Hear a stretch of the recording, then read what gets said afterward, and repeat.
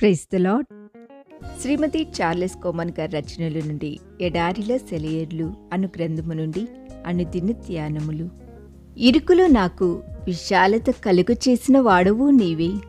కీర్తనల గ్రంథము 4వ అధ్యాయము 1వ వచనము. దేవుని నీతి ప్రభుత్వం పక్షంగా ఒక మానవుడు ఇవ్వగలిగిన అత్కృష్టమైన సాక్ష్యం ఇదే. బాధలో నుండి తప్పించినందుకు మనిషి చెబుతున్న కృతజ్ఞత కాదిది. బాధల ద్వారానే విడిపింపు పొందిన మనిషి చెబుతున్న కృతజ్ఞత. ఇరుకులో విశాలత కలుగు చేసిన వాడవు నీవే. ఇతడు అంటున్నాడు, జీవితంలోని బాధలే విశాలతకు మూల కారణాలైనాయట.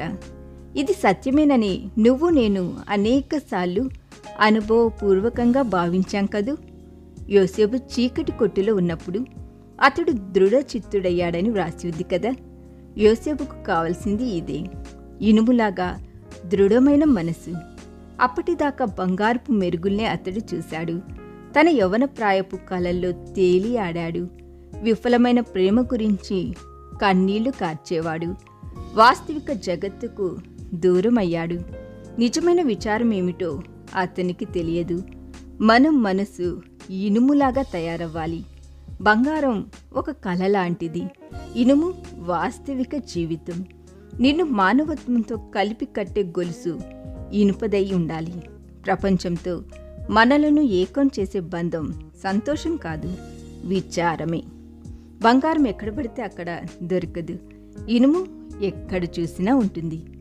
మానవాళి పట్ల సానుభూతితో నీ హృదయం విశాలం కావాలంటే మానవ శ్రమల ఇరుకులోకి నువ్వు వెళ్ళాలి. యోసేపు ఉన్న కారాగారమే అతని సింహాసనానికి దారి. నీ శరీరం ఇనుములాగా గట్టిది కాకపోతే నీ సోదరుడి వీపుపైనున్న భారాన్ని నువ్వు ఎత్తుకోలేవు. నీ ఇరుకే నీకు విశాలత. నీ జీవితంపై పడే నీడలే నీ మహిమా స్వప్నాల జాడలు. నీడలను చూసి విసుక్కోవద్దు. నీ కలల కంటే నీడలే నీకు మేలు చేస్తాయి. చెరసాల నీడలు నిన్ను కట్టిపడేశాయని అనుకోవద్దు. ఆ బంధకాలే నువ్వు మానవత్వపు అంచులకు ఎగిరిపోవడానికి సహాయపడే రెక్కలు.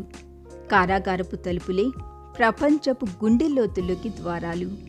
విచారపు సంఖ్యలతో దేవుడు నిన్ను బంధించడం మూలంగా నిన్ను విశాలతలోకి నడిపించాడు. యోసేపు ఐగుప్తు ఖైదీ కాకపోయినట్టయితే దానికి ప్రధాని కూడా అయి ఉండేవాడు కాదు. అతని కాళ్లకు వేసిన ఇనుపు గొలుసులే అతని మెడకు బంగారు గొలుసులు వేశాయి. ఈ దిన ధ్యానము మనందరి ఆత్మీయ జీవితమునకు ఆశీర్వాదకరముగా ఉండునుగాక. ఆమేన్.